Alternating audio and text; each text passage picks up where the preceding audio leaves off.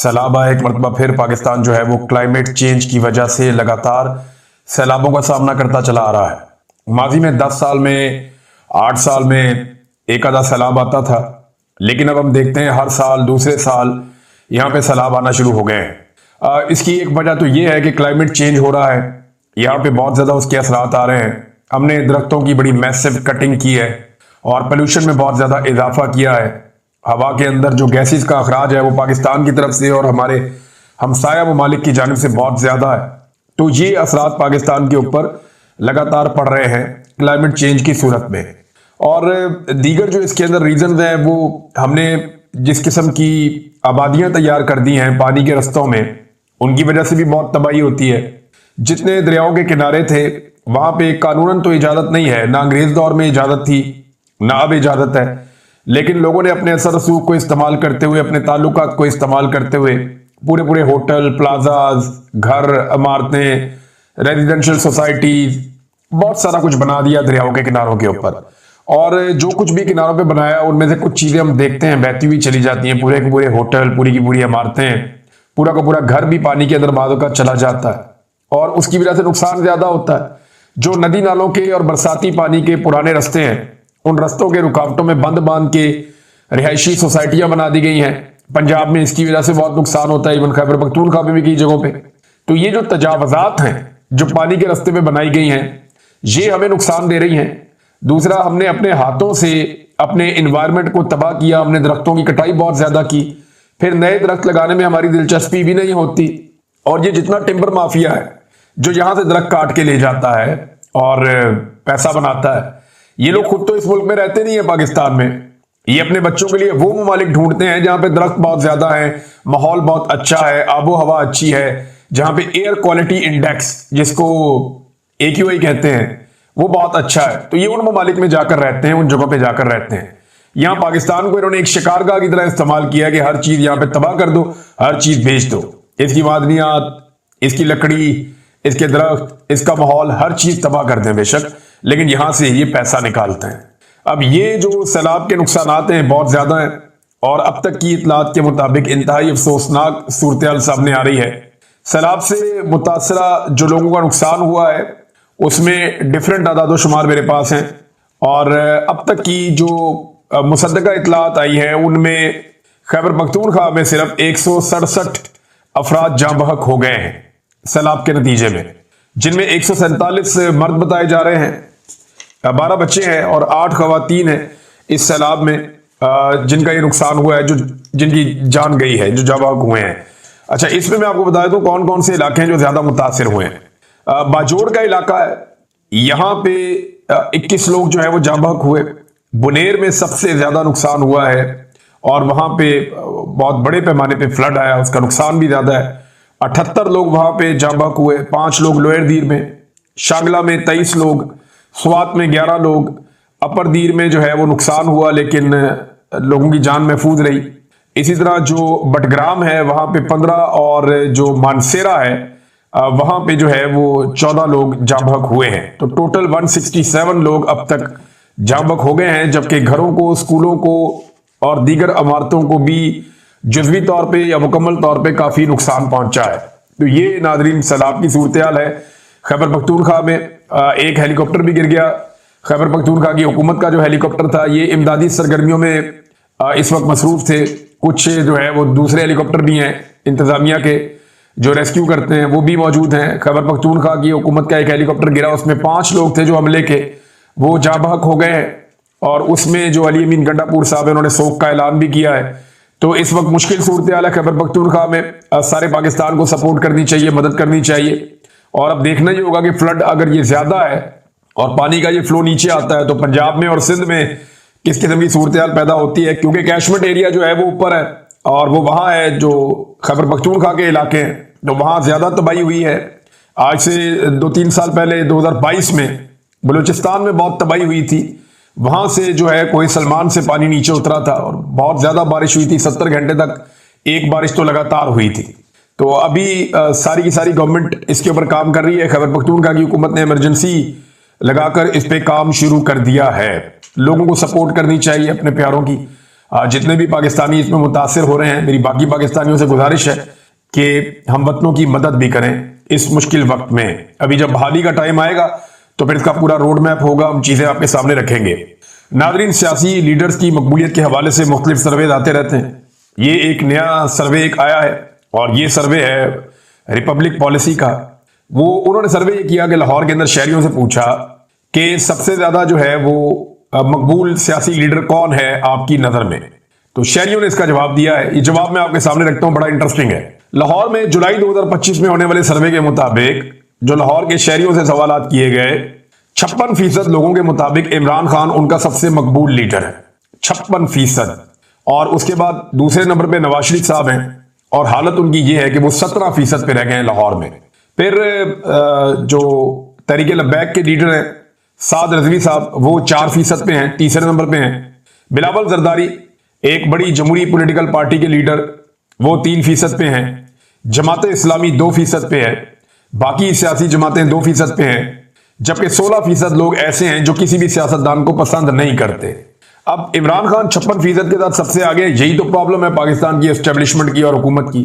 इमरान खान की मकबूलियत का खौफ उन्हें एक दूसरे के खिलाफ खड़े भी नहीं होने देता। और जो इस वक्त एस्टेब्लिशमेंट और मौजूदा हुकूमत के अंदर शामिल जमातों में एक प्यार मोहब्बत और रोमांस चल रहा है, उसकी सबसे बड़ी वजह अवाम में इमरान खान की मकबूलियत है। अगर इमरान खान साहब अवाम में मकबूल ना होते तो शायद ये इतना लंबा ना चलते।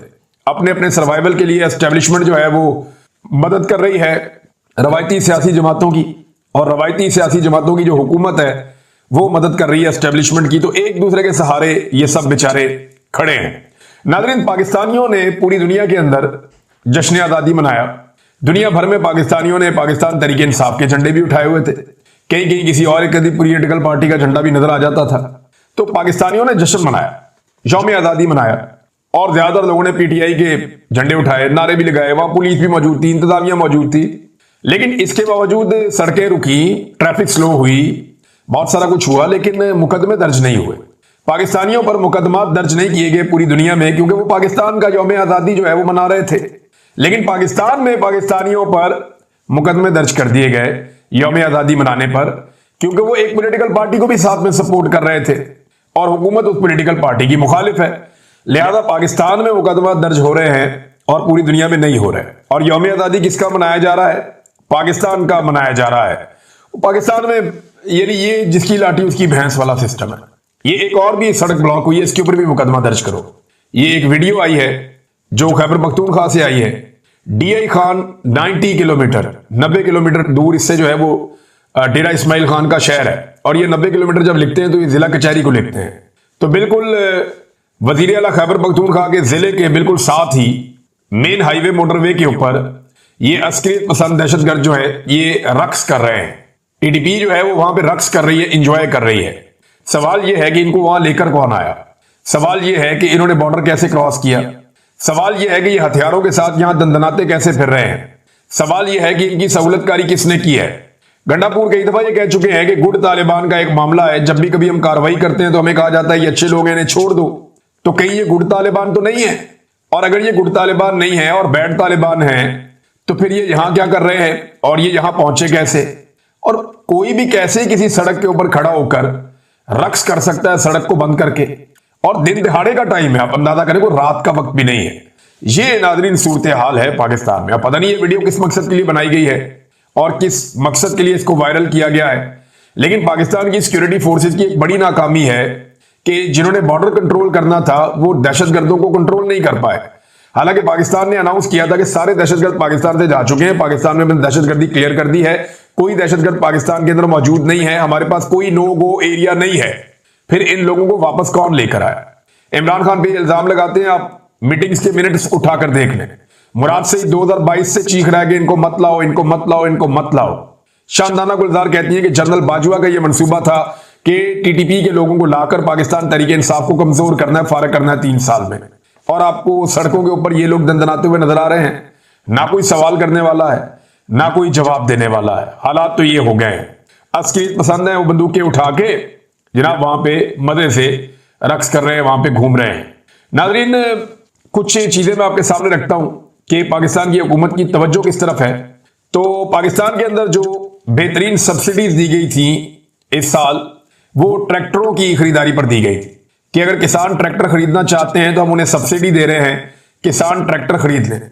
लेकिन लगभग 22 साल के बाद पहली मर्तबा ऐसा हुआ कि पाकिस्तान में किसानों ने ट्रैक्टर नहीं खरीदे। बहुत ही कम लेवल पे आके किसानों ने ट्रैक्टर खरीदे हैं। ये मेरे पास 2003 से लेकर अब तक का डाटा मौजूद है और ये डाटा अगर आप देखें तो Pakistan tractor sales drop to 22 years low. 22 साल के लोएस्ट लेवल के ऊपर पाकिस्तान में ट्रैक्टरों की खरीदारी पहुंच गई। कोरोना वायरस जब आया था ना, तब लोगों ने चीजें खरीदना बंद कर दी थी। कोरोना वायरस के दौरान भी जो ट्रैक्टरों की फरोख्त है वो इतनी कम कभी नहीं हुई जितनी अब हो गई है। उसकी वजह क्या है? किसानों के पास पैसे ही नहीं। किसान पैसे आएंगे तो नया ट्रैक्टर लेंगे ना, उनके पास पैसा आएगा तो काश्तकारी में इजाफा करेंगे ना, पैसा आएगा तो अपनी जमीन को सैराब करेंगे, उसमें बीज डालेंगे, उसके ऊपर खाद डालेंगे, उसका ख्याल रखेंगे। किसानों को जिस तरह इन्होंने भूखा मारा है उसका नतीजा यही निकलना था। इस वक्त जो ट्रैक्टरों की खरीदारी है पाकिस्तान में वो लोएस्ट पे चली गई है। ट्रैक्टर तो और बात है, तनख्वाहदार तबके हो या ताजर बरादरी हो या जो थोड़ा बहुत एक मिडिल क्लास है, उनकी एक गाड़ी थी ऑल्टो। ये पाकिस्तान में सबसे ज्यादा बिकने वाली गाड़ी है और इसकी जो सेल है उसमें 75% तक कमी आ गई है। 75%। फर्ज करें अगर ये 1000 गाड़ी बिकती थी तो अब ये 250 गाड़ी बिक रही, 750 गाड़ी नहीं बिक रही। यहां से आप अंदाजा करें कि पाकिस्तान के अंदर मईशत की और आम आदमी की मईशत की, जो सफेद पोश तबका है उसकी मईशत की क्या सूरत हाल है कि सबसे ज्यादा बिकने वाली गाड़ी जो सुजुकी ऑल्टो है उसकी फरोख्त में भी मुबैना तौर पे ये स्टार्टअप पाकिस्तान का एक सर्वे है, उसके मुताबिक 75% उसके अंदर भी कमी आई है। लेकिन कुछ तो ऐसा होगा जो पाकिस्तान में ज्यादा बिक रहा है। तो नाज़रीन, वो हैं लंडे के कपड़े। लोग नया कपड़ा नहीं खरीद सकते, लोग बाजार में जाते हैं, नए कपड़े बहुत महंगे हो गए हैं और आम आदमी की पहुंच से दूर जा रहे हैं। लिहाजा लोगों ने लंडे की जो मसनूआत हैं, जो कपड़े हैं, वो पहनना शुरू कर दी और गुर्बत लगभग 44% तक पहुंच गई। उसके बाद लंडे के इस्तेमाल शुदा कपड़ों की इंपोर्ट में तारीखी इजाफा हो गया है। ये डॉन अखबार की रिपोर्ट के मुताबिक 2025 में लंडे के इस्तेमाल शुदा कपड़ों की इंपोर्ट में रिकॉर्ड $511 मिलियन खर्च हुए हैं। लंडा बाजार गुर्बत का शिकार होने वाले पाकिस्तानियों का गढ़ बन गया है। ये है नाजरीन पाकिस्तान में गुर्बत की सूरत हाल जो इन्होंने पाकिस्तान के साथ कर दिया और ये कहते हैं हमने मईशत ठीक कर दी, हम पाकिस्तान को बेहतर कर रहे हैं। ये आप पाकिस्तान को बेहतर कर रहे हैं कि पाकिस्तानी पुराने कपड़े इस्तेमाल शुदा पहनने पर मजबूर हो गए हैं। वजह क्या है? वो नए कपड़े अफोर्ड नहीं कर पा रहे और 44% लोग जो है, लगभग आधा पाकिस्तान गुर्बत की लकीर से नीचे धकेल दिया गया है। नाज़रीन, एक और खबर है, ये नरेंद्र मोदी ने धमकी गई पाकिस्तान को। देखिए, पूरी कौम को एक जंगी जुनून में तो मुब्तला किया हुआ है पाकिस्तान की मिलिट्री एस्टेब्लिशमेंट ने और सियासतदानों ने मिलकर, क्योंकि नरेंद्र मोदी की गलती की वजह से और उसकी भोंडी हरकतों की वजह से जो शख्स या जो लोग पाकिस्तान में मुंह नहीं उठा सकते थे, बात नहीं कर सकते थे, उनको भी जबान मिल गई और पाकिस्तान की एस्टेब्लिशमेंट को अमेरिका के करीब जाने का मौका भी मिल गया। अब अमेरिका से पाकिस्तान का फायदा तो इन्होंने लेना नहीं है, अपना जाती फायदा लेना होता है। लिहाजा अब ये इमरान खान को दबाएंगे, अपनी मुखालिफ पॉलिटिकल पार्टी को दबाएंगे और इस जालिमाना रजीम को तूल देने की कोशिश करेंगे जो ये कर रहे हैं। लेकिन वही नरेंद्र मोदी इनको धमकियां भी दे रहा है। नरेंद्र मोदी ने यह तय कर लिया है और ये भारत ने जो सारा कुछ किया ना पहलगाम वाला, पाकिस्तान के अंदर लोगों को हम बेवकूफ बनाते हैं। यह कहा जाता है कि पहलगाम भारत ने इसलिए किया कि वो पाकिस्तान पे हमला करना चाहता था। बिल्कुल नहीं, भारत पाकिस्तान के साथ कोई जंग लड़ना नहीं चाहता। मेरा नहीं ख्याल कि वो इस तरह जंग लड़ेगा पाकिस्तान के साथ। आर्मी चीफ ने ठीक कहा है कि एक तरफ ट्रक आ रहा है जी, वो डंपिंग वाला, दूसरी तरफ जनाब वो मर्सिडीज आ रही है, एक टक्कर हो जाएगी तो नुकसान कितना होगा। भारत की इकोनॉमी बहुत आगे जा रही है, उसके बाद बहुत पैसा है, वो तरक्की कर रहा है पाकिस्तान से बहुत ज्यादा तेजी से, पाकिस्तान नहीं कर पा रहा। तो ऐसे में भारत को जंग सूट नहीं करती। भारत सिर्फ पाकिस्तान के पानी पर कब्जा करना चाहता है और इस पानी पर कब्जा करने के लिए भारत ने एक लड़ाई पाकिस्तान के साथ, एक झड़प पाकिस्तान के साथ लड़ी है ताकि जवाब घड़ा जा सके। जो मुझे समझ आती है ना, पहले पहलगाम किया, उसके बाद पाकिस्तान के साथ पंगा किया, उसमें पाकिस्तान ने इनको धो दिया पकड़ के एयरफोर्स ने, और अब भारत के पास एक सॉलिड बहाना मौजूद है अपने मुल्क में और नेशनल और इंटरनेशनल लेवल पे कि हम पाकिस्तान को पानी नहीं देंगे। नरेंद्र मोदी ने कहा कि भारत ने तय कर लिया है कि खून और पानी साथ नहीं बह सकता। हिंदुस्तान के पानी पर हक सिर्फ हिंदुस्तान का है। हमें अब सिंध तास मुआहिदा मंजूर नहीं है। यह कैसा मुआहिदा था जिसने 7 दहाइयों से हिंदुस्तान के किसानों का नुकसान किया है। ये नरेंद्र मोदी के स्टेटमेंट है। अब नरेंद्र मोदी ने सिंध ताज मुआहदे को खत्म करना था और इसी मुआहदे के तहत पाकिस्तान को पानी मिलता है जिससे पाकिस्तान अपने शहरियों को खाना खिलाने के काबिल होता है। अब अगर 4, 6, 10 तैयारे तबाह करा के भी भारत पाकिस्तान का पानी रोकने में कामयाब हो गया, जिस तरह वो बहुत तेजी से बढ़ रहा है।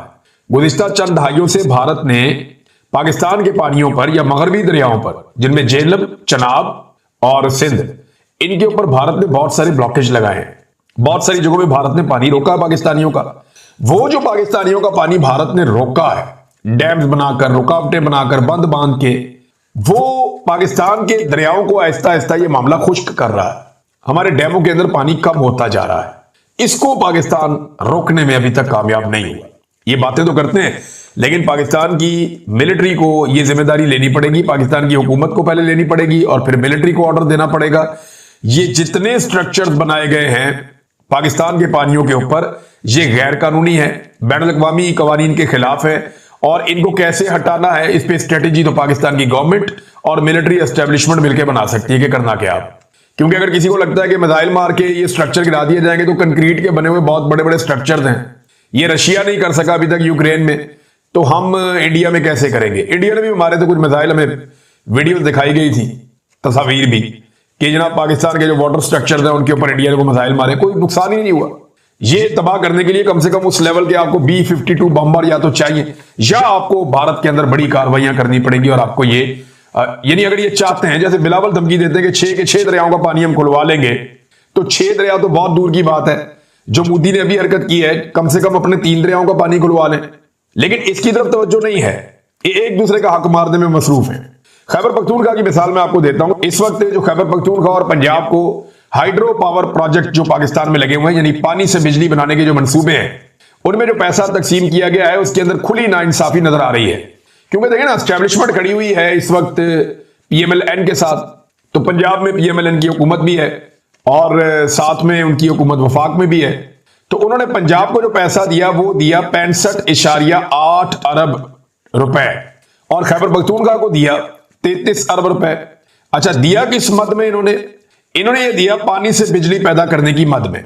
अब मैं आपको अगर डाटा बताऊं तो आप हैरान हो जाएंगे कि पंजाब से दुगने से ज्यादा पानी से बिजली पैदा करने की सलाहियत खैबर पख्तूनख्वा में है। खैबर पख्तूनख्वा जो बिजली पैदा करता है पानी से, उसकी मिकदार पंजाब से दुगनी से भी ज्यादा है। ये मैं बड़ा मोहतात आपको बता रहा हूं, फिगर तो बहुत बड़ा है, आप सुनेंगे आप हैरान रह जाएंगे। लेकिन ज्यादा बिजली कौन दे रहा है? खैबर पख्तूनख्वा। ज्यादा पैसा किसको मिल रहा है? पंजाब को मिल रहा है।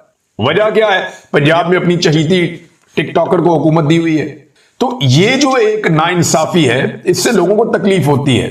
आजाद कश्मीर के लोगों ने एहतजाज करके अपना हक ले लिया था, लेकिन खैबर पख्तूनख्वा में भी एक कंप्रोमाइज हुकूमत है और वो अपना हक लेने की बजाय सिर्फ नारे शारे लगाती है और बात खत्म हो जाती है। मरियम नवाज साहबा जो है वो अब जापान निकल गई हैं और इसके बारे में एक बड़ा जबरदस्त ट्वीट किया खैबर पख्तूनख्वा की हुकूमत ने।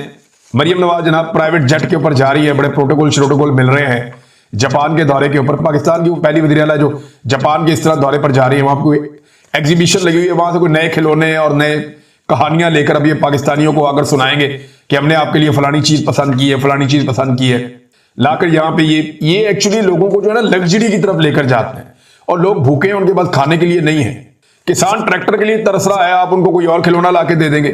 बहरहाल ये इसमें मुजम्मल असलम साहब ने एक क्लैरिटी लेकर आए। उन्होंने कहा जी हमारी भी एक वफद गया जापान में, खैबर पख्तूनख्वा का वफद कमर्शियल फ्लाइट से इकोनॉमी क्लास के अंदर गया था और बड़े बजट होटल जो सस्ते होटल है उनके अंदर जाके ठहरा था। इकोनॉमी क्लास ट्रेन का उन्होंने वहां इस्तेमाल किया था। अब पंजाब का वफद जो है वो चार्टर्ड जहाज पे जा रहा है और होटल की जो डिटेल्स हैं वो सहाफी हजरात ने खुद पहले बता दी है कि वो होटल है जो बहुत बड़ा होटल है। कुछ लोग ये कह रहे थे कि शायद वहीं पे नरेंद्र मोदी भी ठहरे हुए हैं, वो इस्तेमाल करते हैं उस होटल को जहां पे मरियम नवाज साहबा जा रही हैं। तो इनकी तो अयाशी ही खत्म नहीं हो रही। ऐसा लगता है कि पंजाब किसी और मुल्क का हिस्सा है और खैबर पख्तूनख्वा किसी और मुल्क का हिस्सा है। पंजाब में एक पॉलिटिकल वर्कर जो है वो सड़क पे खड़ा होकर सियासी नारा लगा दे तो सड़क बंद करने पे मुकदमा हो जाता है, लेकिन खैबर पख्तूनख्वा में बंदूक बरदार लोग जो है वो रक्स कर रहे हैं सड़कों के ऊपर, कोई कार्रवाई नहीं होती। खैबर पख्तूनख्वा से लोग जाते हैं उसी जापान के अंदर और इकोनॉमी क्लास में जाते हैं, इकोनॉमी ट्रेन में सफर करते हैं, सस्ते होटलों में ठहरते हैं और पंजाब से एक वफद जाता है, वो जनाब वीवीआईपी किस्म के होटल के अंदर ठहरते हैं, चार्टर्ड प्लेन के अंदर जाते हैं, वहां पे वीवीआईपी प्रोटोकॉल लेते हैं। क्या ये दो अलग अलग मुल्कों के सूबे हैं या एक ही मुल्क के दो सूबे हैं? ये पाकिस्तान के ऊपर मुसल्लत किए गए हुक्मरानों ने पाकिस्तान को और पाकिस्तानियों को दिखाया कि देखो हम ये लोग हैं। और ये इसकी एक बड़ी वजह यह भी है कि सियासतदानों से अवाम नफरत करे और एक वक्त आए कि जो एक क्लास इमरान खान साहब सियासत के अंदर लेकर आए, वो क्लास ये कहकर हाथ पैर झाड़ के खड़ी हो जाए कि यार हम सियासत में नहीं पढ़ते, ये है ही सारे गंदे और इन्होंने यही करना, इन्होंने ऐसे ही मुल्क चलाना। लोगों को ये मायूस करना चाहते, लेकिन अभी तक तो लोग मायूस नहीं हो रहे, डटे हुए हैं।